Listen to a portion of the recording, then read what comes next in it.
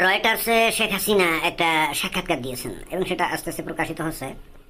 এবং সেখানে সবথেকে গুরুত্বপূর্ণ একটা অংশে তাকে জিজ্ঞেস করা হয় যে আপনি কি আপনার আমলে এই যে আন্দোলন যখন চলছিল তখন পুলিশের গুলিতে বা সেনাবাহিনীর গুলিতে যে ছেলেপেলে মারা যাচ্ছিল এবং কথিত মতে 1400, আসলে কি 1400, হয়তো 500-600 হবে নাকি, এর জন্য আপনি কি ক্ষমা চান কিনা, অর্থাৎ জাতির উদ্দেশ্যে আপনি এই যে হত্যাগুলো আপনার যে পুলিশ বাহিনী করলো এর জন্য আপনি ক্ষমা চান কিনা। তো উনি কিন্তু একেবারে দ্ব্যর্থহীন কণ্ঠে বলে দিয়েছেন কেন উনি ক্ষমা চান, মানে উনি ক্ষমা চাইবেন না।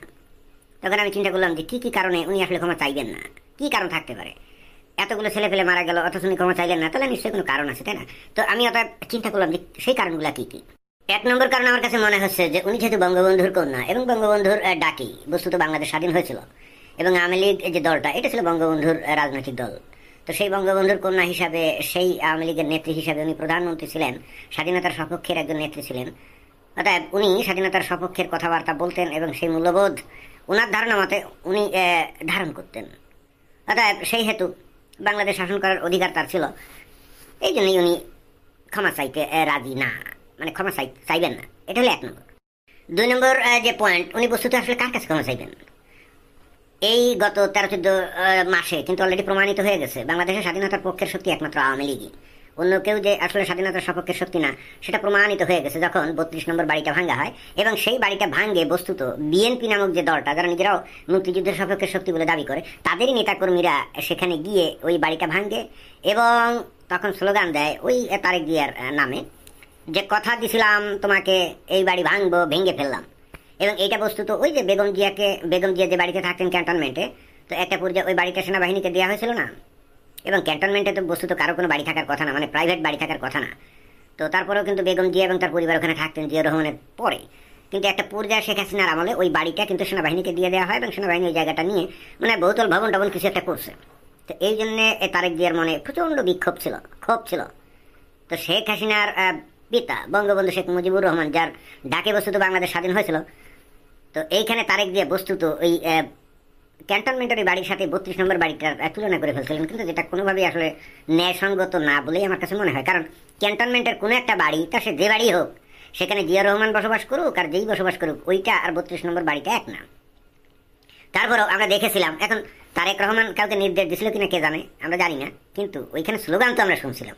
অর্থাৎ যারা নাকি যে দলটা দাবি করে যে তারাও স্বাধীনতার শক্তি, তারা কি করে বঙ্গবন্ধুর বাড়ি 32 নম্বর বাড়ি ভাঙে। অর্থাৎ যারা নাকি এই আন্দোলনের নামে এই সমস্ত কর্মকাণ্ড করছে, এবং এই ঘটনাটা তো ঘটছে আন্দোলনের অনেক পরে, তাই না?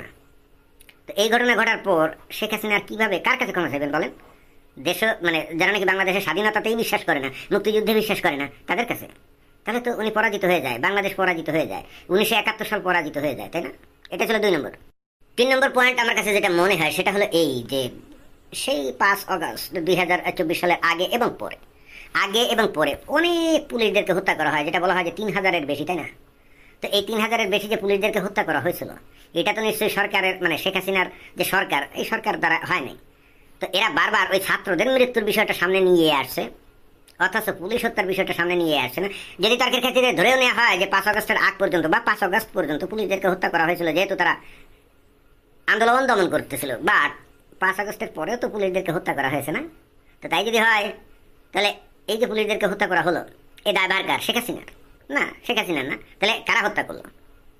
তো যারা হত্যা করলো তারা যাবতীয় বিষয়গুলোকে একেবারে সাইড করে তারা ফেরেস্তা হয়ে গেল, তারা কোনো হত্যা করে নাই, তারা কিছুই করে নাই, তারা মেট্রো রেল ভাঙে নাই, তারা টেলিভিশনের যে বিল্ডিং সেইগুলো আগুন লাগায় নাই, এটা তো হয় না।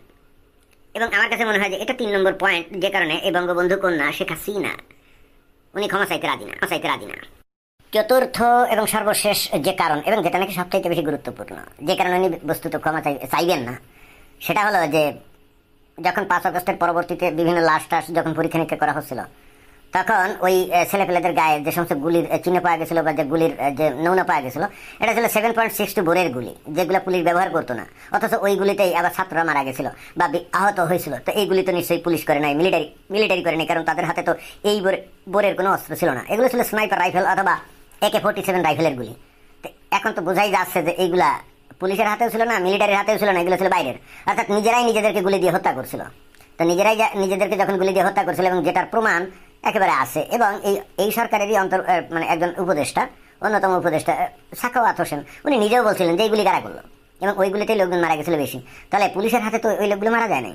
তাহলে যা এই সরকারের অধীনস্থ পুলিশ বাহিনীর হাতে যদি তারা মারা গিয়ে না থাকে, তাহলে তার জন্য কেন শেখ হাসিনা ক্ষমা চাইবেন? এবং সত্য কথা বলতে কি আসলে এটাই এক মানে চতুর্থ নাম্বার না, আসলে পঞ্চম পয়েন্ট আছে তার থেকে গুরুত্বপূর্ণ। সেটা হলো 5 আগস্টের পরে যেভাবে আওয়ামী লীগের নেতাকর্মীদের উপরে ঝাঁপিয়ে পড়া হয়েছে, একেবারে মানে কি বলা যায়, রীতিমতো একেবারে মনে হয় যে কোনো শিকারের ওপরে ওই যে হায়নারা যেরকম ঝাঁপিয়ে পড়ে না, আমরা যে জিওগ্রাফি চ্যানেল বা নেচার ওয়ার্ল্ড চ্যানেল ইত্যাদিতে দেখি না, যে একটা হরিণের ওপরে যেভাবে সিংহ অথবা হায়না ঝাঁপিয়ে পড়ে, 5 আগস্টের পরে আমরা দেখেছি যে বস্তুত বিএনপি জামায়াত তারা এই আওয়ামী লীগের নেতাকর্মীদের উপর ওভাবে ঝাঁপিয়ে পড়ছিল, তাই না? যাদেরকে পাইছিল অনেকে পিটিয়ে হত্যা করছিল গণপিটুনি দিয়ে, তারপরে তাদের বাড়িঘর লুটপাট করে ভেঙে চুড়ে আগুন জ্বালিয়ে দিয়েছিল, তাতেও তাদের কিন্তু খাস মেটে নাই। পরবর্তীতে সবার নামে গণহারে কেস, এবং বাংলাদেশে যত আওয়ামী লীগের নেতাকর্মী ছিল গণহারে কেস। শত শত নেতাকর্মীদেরকে কিন্তু গণহত্যা মানে পিটিয়ে হত্যা করা হয়েছে। লক্ষ লক্ষ আওয়ামী লীগের নেতাকর্মীদেরকে বিনা কারণে বিনা অপরাধে ধরে, কারণ এরা তো আসলে গন্ডগোলের সাথে জড়িত ছিল না। এবং আমার বিশ্বাস এদের অনেকেই কিন্তু ওই 5 আগস্টের ওই আন্দোলনের পক্ষেই ছিল, শেখ হাসিনার পতন ঘটুক এই আন্দোলনের পক্ষেই ছিল, কারণ তারাও বিভ্রান্ত হয়েছিল ওই যে ছেলে ফেলে মারা যাচ্ছিল, এটা বোধহয় পুলিশের গুলিতে মারা যাচ্ছে। তো লক্ষ লক্ষ নেতাকর্মীদেরকে ভুয়া মামলায় তাদেরকে গ্রেপ্তার করে জেল হাজতে এখন পচানো হচ্ছে। হাজার হাজার নেতাকর্মী বাংলাদেশ ছেড়ে জীবন নিয়ে পালিয়ে গেছে, কষ্টে আছে। যারা বাংলাদেশে আছে আত্মগোপনে খুবই কষ্টে আছে, তাদের পরিবার খেয়ে না খেয়ে আছে।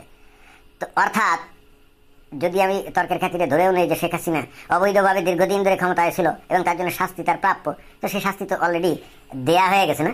শত শত নেতাকর্মীকে যখন গণপিটুনি দিয়ে হত্যা করা হয়েছে, তাদের ঘর বাড়ি লুটপাট করে ভাঙচুর করে আগুন জ্বালানো হয়েছে, তাদের হাজার হাজার লক্ষ লক্ষ নেতাকর্মীদেরকে যখন ভুয়া কেস সাজিয়ে জেল হাজতে কষ্ট দেওয়া হচ্ছে, তাদের নেতাকর্মীরা যখন পালিয়ে বেড়াচ্ছে এখনো জীবন নিয়ে, তাদের পরিবার খেয়ে না খেয়ে আছে, তাদের ব্যবসা প্রতিষ্ঠান কাজকর্ম চাকরি বাকরি সব বন্ধ, শাস্তি তো অলরেডি হয়েই গেছে।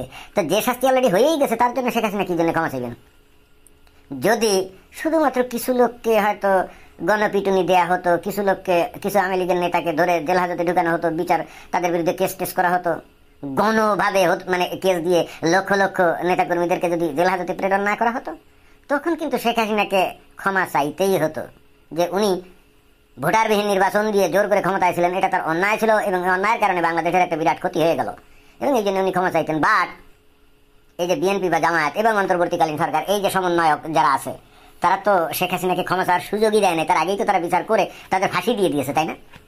এবং এখন শেখ হাসিনা সহ অন্যান্য বিভিন্ন মন্ত্রী এমপি যেগুলা বাংলাদেশে আছে ধরা পড়ছে, তাদেরকে তো সংক্ষিপ্ত বিচার করে ফাঁসি দেওয়ার রায় এবং সেগুলো কার্যকরী করার ধান্দা আছে। তো এই মতো অবস্থায় শেখ হাসিনা কি জন্য উনি ক্ষমা চাইবেন বলেন তো? যদি এই ধরনের মানে আওয়ামী লীগের উপরে এই ধরনের স্টিম রোলার চালানো না হইতো, তাহলে হয়তো শেখ হাসিনা হয়তো মর্মবেদনা অনুভব করতেন, অনুশোচনায় দগ্ধ হতেন। তখন হয়তো উনি বলতেন যে আমি যা করেছি, আমি কিছু কিছু কাজ অতিরিক্ত করেছি, বাড়াবাড়ি করেছি, এই জন্য আমি ক্ষমা প্রার্থী। কিন্তু বাংলাদেশের এই যে বর্তমানে স্বাধীনতা বিরোধী চক্র, তারা তো তাকে কোনোভাবেই সেই সুযোগটা দেয় নাই। এরপরে আপনারা যদি তাকে এরপরে যদি কেউ আশা করে সেখানে ক্ষমা চাইবেন না, সেটা তো চাইতেই পারেন না, কারণ ক্ষমা চাওয়ার আগেই তো তার কঠিন বিচার করে দিয়েছেন, শাস্তি দিয়েছেন, ঠিক না? তার দলকে শাস্তি দিয়েছেন, কর্মীদেরকে শাস্তি দিয়েছেন, সবাইকে ক্ষমা চাওয়ার সুযোগই তো দেননি।